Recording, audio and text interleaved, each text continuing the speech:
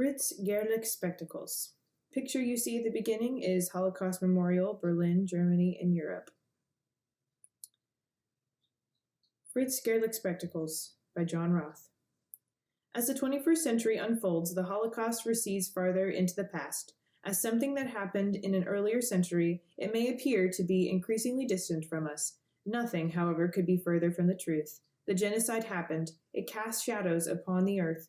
The genocide makes no darkness unthinkable, no destruction unimaginable, no devastation impossible. Post-Holocaust ethnic cleansing in Kosovo and genocides in Bosnia and Rwanda testify to that. Only if the Holocaust warning is heeded and not forgotten can the cry never again keep from being mocked by a resounding again and again. The warning can be best heeded by starting at the beginning. We start by paying attention to the broken eyeglasses that belong to a German journalist named Fritz Gerlich. Kosovo is a former territory of Serbia with a majority population of Albanians. In the late 1990s, Serbian forces displaced about 1 million Albanians and killed thousands of others when Albanians began to fight for independence. Albanians also forced about 100,000 Serbs and others from their homes. Leaders on both sides were brought to trial for heinous war crimes. Kosovo is now an independent state. Bosnia, the country of Bosnia and Herzegovina, once part of Yugoslavia. It concludes that large populations of Bosnian Muslims, Bosniaks, Serbian Orthodox Christians, and Croatian Roman Catholics. In 1992, Bosniaks declared independence, a move opposed by most Serbs. The 3-year war that followed resulted in more than 100,000 deaths. Among these were 8,000 Bosniak men and boys massacred at the Srebrenica by Serbs. Leaders of the massacre have been tried by an international tribunal, and several have been found guilty of genocide. Rwanda, an East African country in which about 800,000 civilians, almost all belonging to the minority Tutsi ethnic group, were massacred by governing Hutu in 1994. Born in 1883, Dr. Fritz Gerlich grew up in Munich. There, he studied university science and history, writing a dissertation on a medieval Germanic emperor to obtain his doctorate. Hampered by the poor eyes that led to his wearing the steel-rimmed spectacles for which he became well known, Gerlich was unable to serve in the German army during World War I. Instead, he worked in the National Archives while becoming increasingly attracted to political journalism. Staunchly defending German nationalism in the aftermath of his country's defeat in 1918, Gerlich soon became editor-in-chief of the Münchner Neueste Nachrichten, one of the city's most conservative newspapers. By the early 1920s, Gerlich was a significant figure in Germany's post-war nationalist movement. In the spring of 1923, he received a visit from a controversial man 6 years his junior, who was the leader of the right-wing Nationalist Social German Workers' Party. That man was Adolf Hitler. Hitler's 1923 visit to Gerlich took place in troubled times. Saddled with the huge debt incurred in financing World War I and the misery of soaring inflation, the Weimar Republic, as the parliamentary government of Germany was called from 1919 to 1933, was stressed and strained. To glimpse what was to happen between Gerlich and Hitler, it is important to note in more detail a few of the reasons for Germany's distress at that time. Germany's defeat in World War I was officially sealed on Armistice Day on November 11, 1918. 7 months later, on June 28, 1919, the Versailles Treaty, which established the peace terms, was signed in Paris. The treaty pronounced Germany guilty for starting the war and required the Germans to pay for all the damages the Allies had suffered. A reparations commission would determine the amount. The terms of an agreement subsequently reached in London in May 1921 put Germany's war reparations bill at 132 billion gold marks, about 31 billion at the prevailing exchange rate. The debt was to be paid at 6% interest over 37 years. The annual payments would amount to 2 billion gold marks plus 26% of German exports, estimated to be about 7% of Germany's national income. The annual payments were judged by British economist John Maynard Keynes to be 3 times what the country could afford. The financial burden created deep resentment that Hitler and his Nazi party would exploit to the fullest. From the beginning, Germany had difficulty meeting the reparation schedule. Already at the end of 1921, for example, the government declared that it could not make payments due in January and February 1922. Several times Germany asked for a moratorium, but France, in particular, saw payment defaults as an opportunity to weaken Germany further by reoccupying the Rhine-Ruhr area, a region of industrial and strategic importance for Germany's post-war recovery. On January 11, 1923, using a shortfall in German wood and coal delivery as his pretext, French Premier Raymond Poincaré sent troops into that part of Germany to oversee French interests. Unable to offer military resistance to the French occupation, which was augmented by Belgian forces, the Germans responded with a passive resistance. When 130,000 German laborers refused to work, the region's productivity declined by half. The French met this resistance with arrests, imprisonments, evictions, and even executions. By the summer of 1923, the woes of the slumping German economy had grown worse, and the French occupation force at the Rhine-Ruhr area had risen to 100,000 men, a number equivalent to the size permitted for an entire German army by the Versailles Treaty. These outcomes added insult to German injury, especially for those who erroneously believed, as Hitler did, that Germany's defeat, and especially the Versailles Treaty, had been the result of Dolchstoß, stab in the back, inflicted from within Germany by Jewish traitors and their left-wing collaborators. To the right on this page, we have some propaganda. Germans in the Ruhr region were encouraged to use passive resistance against French forces through posters such as this one, which reads, "No, you won't subdue me." On the next couple of pages, we see a group of people. Because the German mark lost so much value during the hard economic times, even bread became more expensive than Germans could afford. Bread lines such as this one provided free food for hungry people. So we see the hungry people in the line there. In 1923, Germany experienced one of the most desperate inflationary spirals any industrialized nation has known. The country's wartime financing had depended less on increased taxation and more on loans and bonds, which then were repaid by the government's already inflationary policy of increasing the money in circulation at the time. As quickly as the paper money was printed, its value depreciated. Unfortunately, the problems plaguing Germany's economy went well beyond both the debts that had been accumulated during wartime and the reparations demands that were another immense price for defeat. The war had harmed Germany's industrial capacity. Its stock of raw materials and goods had been severely depleted.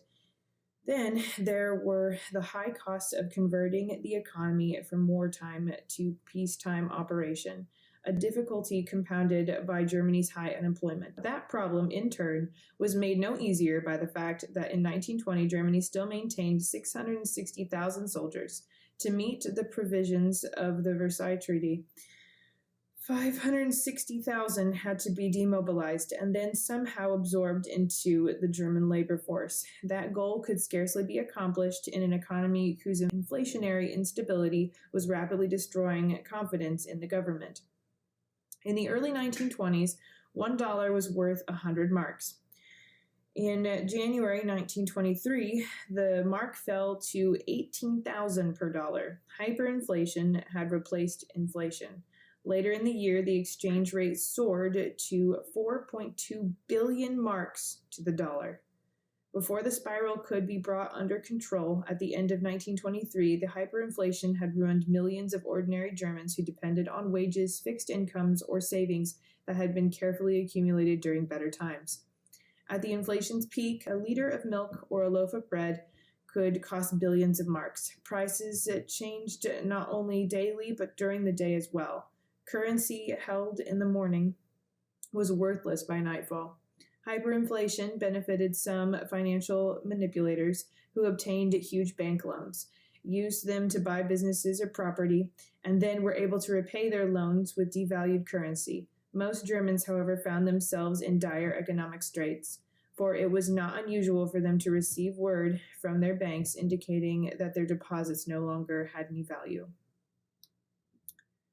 An early mecca for Germany's post-war nationalist movements in the region of Bavaria, and in particular Munich, its chief city, not only was affected by economic instability in 1923, but was also a place where plans to restore order by revolutionary means were underway.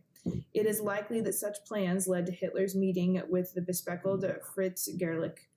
Gerlich was no Nazi, but the two men shared interests, and they might have become allies. As it turned out, the opposite happened. Gerlich became one of Germany's most persistent and adamant opponents of Hitler and the Nazis. The origin of his loathing for Hitler is less than crystal clear, but it probably stemmed from the assurances that Hitler gave Gerlich in the spring and then broke in the autumn of 1923. Here we have a picture of German beer hall in Puch. As Ron Rosenbaum documents the story in his 1998 book explaining Hitler, Gerlich backed the political aspirations of Gustav von Kahr, the right-wing nationalist governor of Bavaria. Hitler may have promised Gerlich that he too would support Kahr and not resort to illegal methods to advance the Nazi agenda. Subsequently, Gerlich witnessed the Munich Beer Hall Puch on November 8th through 9th in 1923, in which Hitler rashly attempted to take over the Bavarian state. The coup began on the evening of November 8th when Hitler and other Nazi party leaders interrupted a patriotic meeting in Munich's Bergenbachkeller, where Kahr was the featured speaker. With Nazi stormtroopers surrounding the building, Hitler put Kahr under arrest and extorted his support at gunpoint. Once Kahr was free of intimidation, he renounced his coerced support. He was also directed by Bavarian police forces to be ready by midday on November 9th.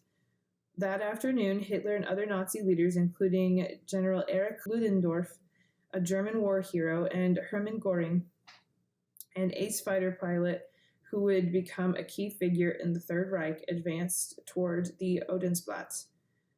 In Munich center, with some 2,000 of their followers blocking the Nazis' path, the state police opened fire. 16 Nazis and 4 members of the police were killed. Hitler and Göring were injured. The coup failed, but far from forgetting it, the Nazis made this early revolutionary upsurge a key part of their party's identity. The fallen Nazis became martyrs. Those who survived became specially honored heroes among the Alte Kämpfer, old fighters, and Nazis who belonged to the party before Hitler's rise to governmental power on January 30th, 1933. Meanwhile, Hitler was arrested 2 days after the failed coup. He stood trial for treason 3 months later. The court, however, was not overtly concerned about Hitler's attempt to overthrow the government. Sentenced to 5 years in Landsberg prison, Hitler was released after 9 months in December 1924.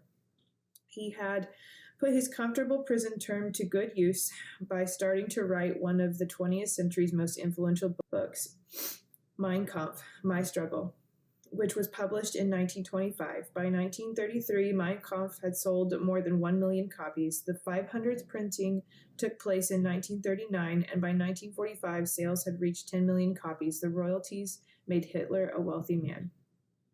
By 1933, Fritz Gerlich was a marked man as far as Hitler and the Nazis were concerned. For a decade, he had neither forgotten nor forgiven Hitler's broken promises. Gerlich never lost the conviction that had been driven home to him in 1923, namely that deception, treachery, and ruthless violence were at the heart of Hitler's character. Gerlich determined that he would use his expertise and influence as a journalist to do his best to expose Hitler in any way he could.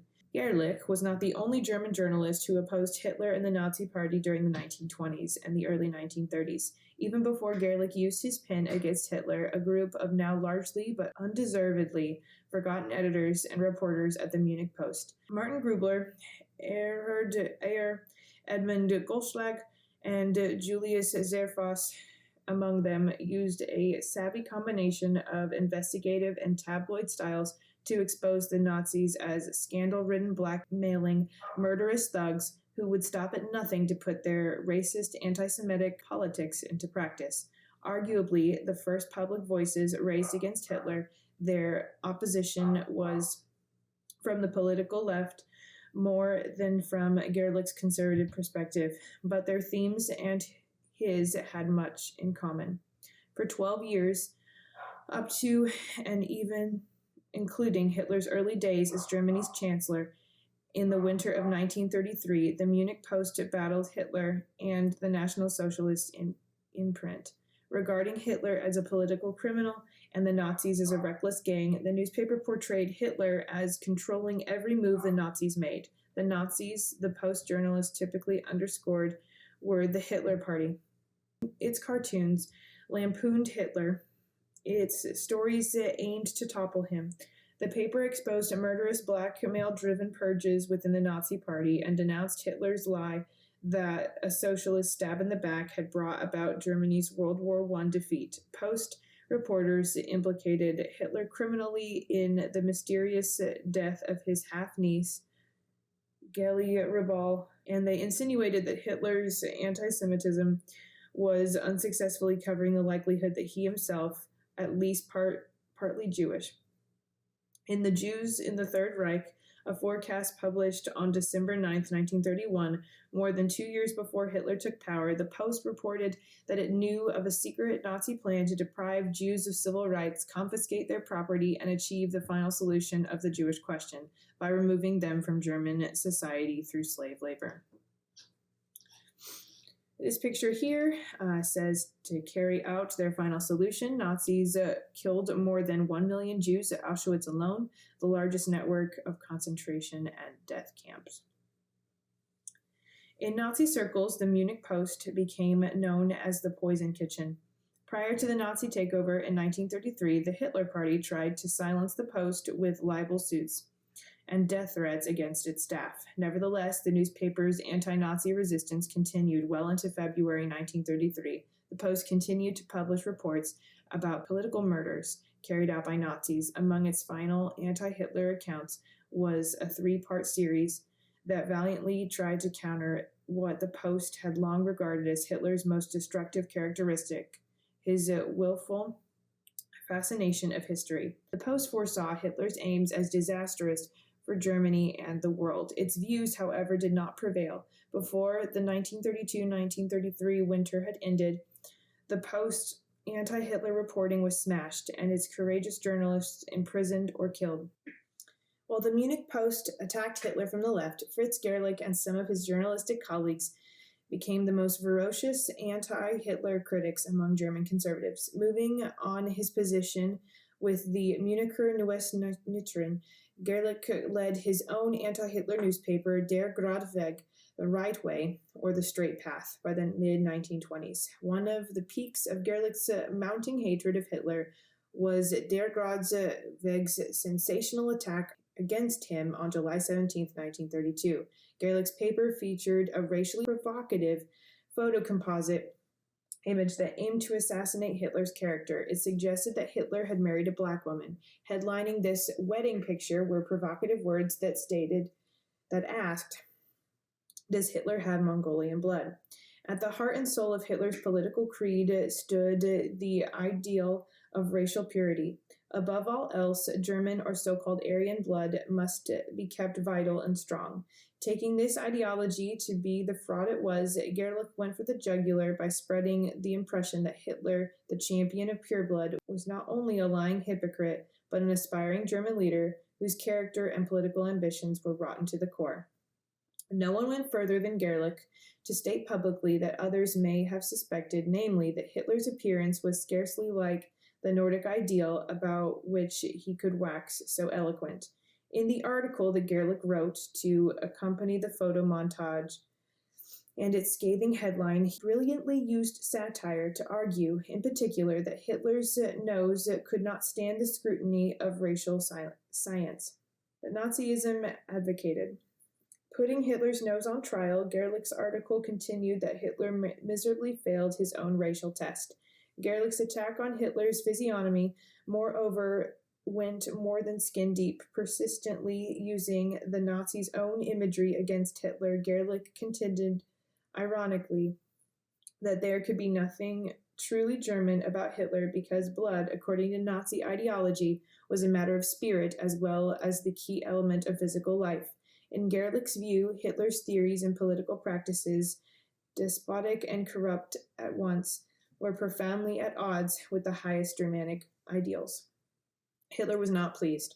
Soon after Gerlich's article appeared, Nazis attacked the journalist's apartment building. Undaunted, Gerlich used the next week's issue of Der Grad-Waage to press the issue further. On July 24, 1932, he made clear that his lampoon had no way been an endorsement of the Nazi racism he found so abhorrent. His point had not been to put Hitler on the low end of a racial hierarchy. To the contrary, he stated, all people are essentially equal because their souls are bestowed on them by God. Furthermore, invoking religious tradition, Gerlich insisted that no man or woman could be racially inferior because we are all descendants of one father and one mother, children of Adam and Eve. Gerlich wanted his fellow Germans to understand that Hitler's way was neither the right way nor the German way. As 1932 wore on, Gerlich and the other anti-Hitler journalists had some reason to hope. Although the Nazis had achieved their high water mark in freely contested national elections by winning 37.3% of the popular vote, 230 seats in the Reichstag, on July 31, 1932, their popularity declined during the next elections. On November 6, 1932, they received 33.1% of the popular vote, and their Reichstag seats declined to 196. But overall, the political tide was running with Hitler more than against him, and the anti-Hitler journalists could not stem it. Still, Fritz Gerlich did not give up. On March 9, 1933, more than 5 weeks after Hitler took power, Gerlich prepared to publish yet another anti-Hitler attack on Der Grad-Waage. Perhaps he wanted to make new charges about Hitler's role in the untimely death of Gerlich. Perhaps he intended to arouse suspicion that the Nazis themselves, not communists as the Nazis claimed, had torched the Reichstag building on February 27th, an action that Hitler used to convince the German president, Paul von Hindenburg, to issue the presidential decree for the protection of people and state. Its emergency measures, which remained in place throughout the Nazi period, suspended freedom of speech, press, and assembly, eliminated freedom from invasion of privacy, and abolished freedom from the house search without warrant. These measures also made distribution of politically unacceptable material a treacherous crime punishable by death. Apparently, a last-ditch effort to derail Hitler, the contents of Gerlich's March 9th report remain unknown because on that day, as journalist Ron Rosenbaum aptly summarizes the situation, stormtroopers burst into Gerlich's newspaper office, ripped his last story from the presses, beat him senseless, and dragged him off to Dachau. Gerlich was imprisoned in the German concentration camp for more than a year. Then his wife got the message that the Nazis had killed the journalist who had seen through them all. The notice contained no words, just his steel-rimmed, blood-splattered glasses. This last picture in this section is a watchtower at Dachau concentration camp where Fritz Gerlich spent the last year of his life.